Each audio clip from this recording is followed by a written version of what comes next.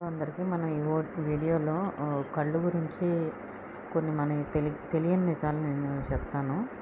మనకి కళ్ళు మనకి చూడటానికి ఉపయోగపడతాయి, అది అందరికీ తెలుసు. మన కంటిలోని కోర్నియాలో రక్త నాళాలు ఉండవు, అది గాలిలోని ఆక్సిజన్నే పీలుస్తుంది.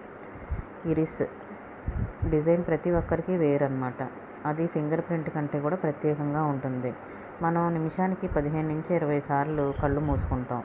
అంటే రోజు దాదాపు 10,000 సార్లు కన్ను మనకి మూసుకుంటా తెరుచుకుంటూ ఉంటుంది. మన కళ్ళు 576 మెగాపిక్సెల్ కెమెరాలా పనిచేస్తాయి. వయసు పెరుగుతున్న కొద్దీ కంటిలోని లెన్స్ కూడా పెరుగుతుంది. అందుకే పెద్దవారికి ఎక్కువగా కళ్ళజోళ్ళు అవసరం అవుతాయి. ఫ్లోటర్స్ అనేవి మన కంట్లో కనిపించే చిన్న చిన్న నీడల వంటివి. అవి నిజానికి కంట్లోని జెల్ తరహా పదార్థపు ముక్కలే. మనం చదివేటప్పుడు లేదా చూసేటప్పుడు కంటి కండరాలు ఒక సెకన్లో 100 సార్లు కదులుతాయి. శరీరంలో వేగంగా కదిలే కండరాలు కళ్ళే.